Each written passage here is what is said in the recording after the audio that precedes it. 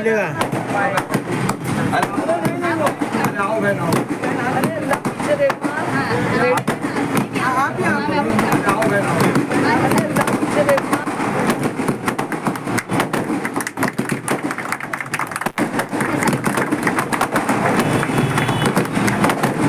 जी अल्हम्दुलिल्लाह। देखिए वो उसका जवाब तो इंशाल्लाह मेरी बहन आपको देंगे। अभी देखिए कि कैसा है कि हम लोगों की अभी पहली ऑफिस की ओपनिंग हुई है, जैसा कि हम लोगों ने अभी मेन रोड पे यहाँ पर ऑफिस लिया और इंशाल्लाह ताला आने वाले वक्त में और भी ऑफिस की ओपनिंग है, तो उसमें इंशाल्लाह ताला हर जगह अभी हम लोग साथ में दिखेंगे।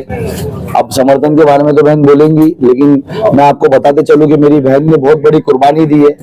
इन्हें भी कैंडिडेटशिप दी गई थी इनकी पार्टी की तरफ से, लेकिन इन्होंने वो मना कर दिया, कैंसिल कर दिया कि इस वजह से कि सिर्फ यहाँ पर मुस्लिम वोटों का बंटवारा ना हो, यहाँ पर हमारे शहर के वोटों का बंटवारा ना हो।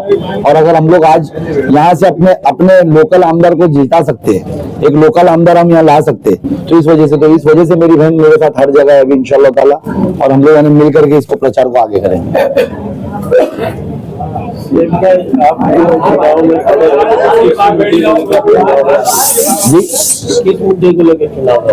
देखिए मुद्दे हमारे शहर के, लेकिन हमारा जो सबसे मेन अहम मुद्दा है, आपको पता होगा कि जैसा हम आवाम से वादा भी कर रहे हैं, हम यानी कंटिन्यूसली हमारे स्पीचेस में भी बोल रहे हैं कि अगर हम लोगों को इख्तियार मिलता है तो हम लोग तोरण को सबसे पहले यहाँ से हटाएंगे, और जो रिजर्वेशन जमीन हमारे बच्चों के मुस्तकबिल के लिए, चाहे वो खेल का मैदान हो, कॉलेज हो, तालीमी इदारों के लिए आई है, स्कूल के लिए आई है, जिसपे आज यहाँ के लोगों ने, जो यहाँ के मौजूदा आमदार है, उनके लोगों ने कब्जा करके बैठे, हम वो कब्जे से बाहर लाएंगे इंशाल्लाह ताला।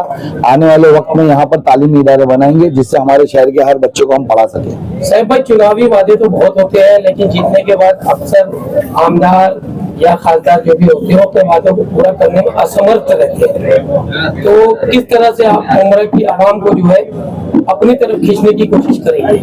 देखिए आपने देखा होगा माजी में भी हम लोगों ने, ये हमारे लिए कोई चुनावी वादा नहीं है कि टोरेंट हम हटाएंगे और हम टोरेंट बोलेंगे। आपने देखा होगा टोरेंट के लिए किस तरीके से हम लोगों ने बीच में भी पिछले साल भी 10 दिन हम लोग भूख हड़ताल पे रहे।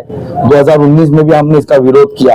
जब टोरेंट ने इस शहर में जुल्म बनाने की कोशिश की तो हमने हमारे तौर पे, चाहे मैं हूँ मेरे तौर पे हमने फाइट की, हमारी बहन है उन्होंने अपने तौर पे फाइट की, तो हम लोग जेन्युइनली टोरेंट को इस शहर से हटाना चाहते हैं। हम इलेक्शन पीरियड में नहीं बोल रहे। आज देखिए कि 2 जन और है इसको टोरेंट को हटाने की बात कर रहे। सोचने वाली बात है कि यहाँ के विधायक का तो मैंने स्टेटमेंट सुना कि अगर तो वो इख्तियार में आ जाते और उनकी सरकार आ जाती है तो सबके मीटर चेंज करवा देगी, और एक ने तो यानी सरकार में आज है ही साल भर से, और वो स्टेटमेंट दे रहे कि मैं टोरेंट को मुझे जिताओ तो हटाऊंगा। जब सरकार में रहकर तुमने साल भर में नहीं हटाया तो अब तुम क्या हिसाब से बोल रहे हो? और तुम किस तरीके से, यानी हमारे यहाँ के जो मौजूदा जो अभी माजी के जो विधायक है जो यहाँ पर अभी कैंपेनिंग में बोल रहे, तो वो कई मुंह से बोल सकते कि मेरे को अगर आप जिताओगे तो मैं मीटर चेंज करूंगा। यानी आज भी आप कमीशन बंद नहीं कराओगे, सिर्फ मीटर चेंज कराओगे। अरे आपकी जरूरत ही नहीं ना आपके वादों की। इंशाल्लाह ताला हम यहाँ से टोरेंट को हटाएंगे। कब्रिस्तान के मुद्दे को लेकर बैठे थे, पर आज जो है एक प्रेस कॉन्फ्रेंस में जो है कब्रिस्तान का है सारा बताया गया, उसमें शमशान में भी आपको बता दी गई कि हो चुका है। तो अब आपका कब्रिस्तान का मुद्दा इस इलेक्शन में रहेगा या नहीं रहेगा? देखिए बहन, ये जब मैं वहां पर भी बैठा था ना, तो वहां पर भी अधिकारियों ने मेरे सामने 7-12 लेकर आए थे कब्रिस्तान का। आप मेरे साथ कोर्ट चलिए, कोर्ट के अंदर देखिए कि कितने 7-12 वाले केसेस वहां पर पेंडिंग पड़े हुए। 7-12 पे होने से क्या होता है? हम क्या कह रहे हैं कि आप इतना लीगल बता ही रहे हो ना, तो टीएमसी कमिश्नर का 4 लाइन का लेटर लिखा के ले लो कि कब्रिस्तान लीगल है। वो क्यों नहीं बता पा रहे? आप सब प्रोसीजर्स के पेपर क्यों बता रहे कि 7-12 पे चढ़ा, फिर अधिकारियों ने उसको जगह को कब्जे में ली, फिर हमने इसको ताबे में लिया, और ये सब गोलमोल क्यों कर रहे? ये सब पेपर तो मेरे पास भी अधिकारी लेकर आए थे, मैंने उनके मुंह पे नकार दिया था। वो सरकारी ऑफिसर थे, मुझ पे केस बनाते अगर मैं गलत था तो, या पुलिस वालों को आगे करके उठाते, लेकिन नहीं उठा पाए क्योंकि उनको भी मालूम है रियलिटी 7-12 पे चढ़ाने से कुछ नहीं होता है। 7-12 पे तो कितनों के लिटिगेशन पड़े आज भी कि 7-12 पे उनका नाम है या उनकी जगह है, लेकिन वो कब्जे में। अभी जो 7-12 पे कब्रिस्तान का बता है, वो 7-12 पे कभी किसी और का नाम था ना, तो नाम हटा नहीं, उसका फेरफार हुआ नहीं। 7-12 पे कल फेरफार फिर हो जाएगा। तो ये अभी इलेक्शन पीरियड में बस पेपर बता करके, यानी उसकी हकीकत नहीं पता। हाँ, आप हमसे पूछे तो हमने हकीकत बताइए। अब आवाम समझिए जब कब हॉकर्स के ऊपर बात होती है तो आप सोचिए उनकी क्या गलती है। यहाँ पर एक शहर बसाया गया और वो शहर की आबादी डे बाय डे बढ़ाई गई। इलीगल कंस्ट्रक्शन करके।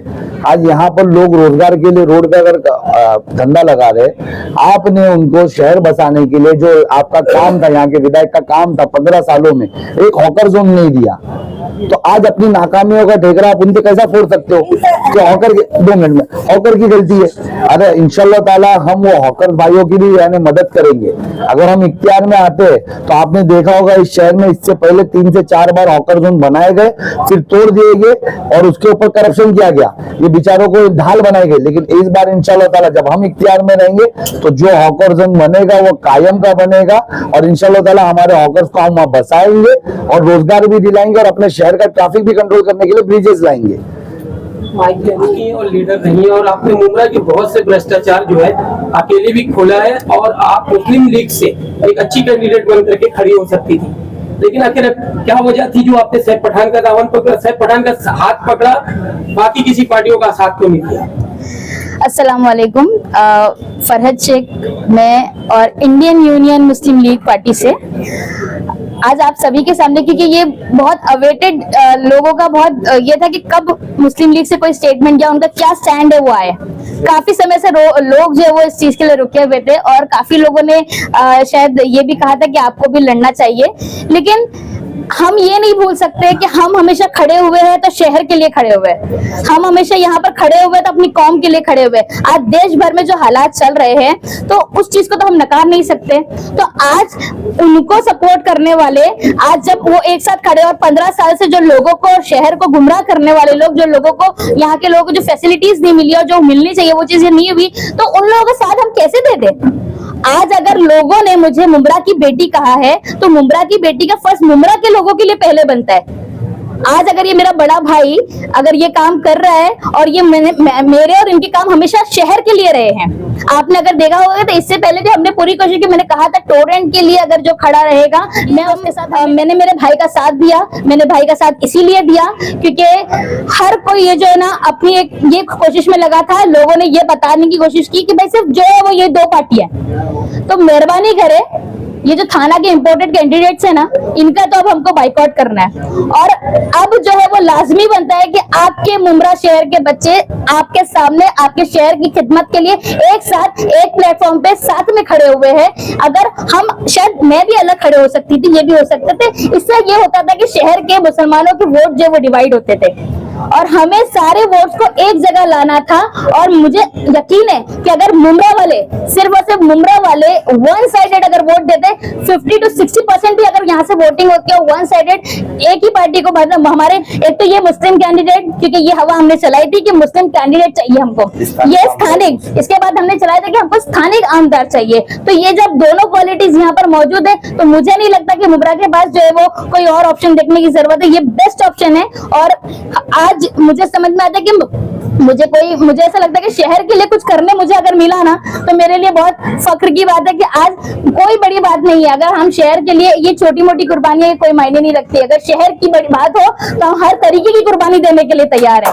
आने वाले 20 तारीख के चुनाव को देखते हुए मुमरा की आवाम को किस तरह का मैसेज देंगे कि किस तरह किसको वोट दिया जाए? देखिए, मैंने अभी कुछ बयानात सुने वो इम्पोर्टेड थाना के कैंडिडेट्स वालों के, उनके किसी ने कहा कि भाई हमको इलेक्शन के बाद नहीं, हम तो उससे पहले आपसे वादा किया और हमने ये चीज आपको लाकर दे दिया।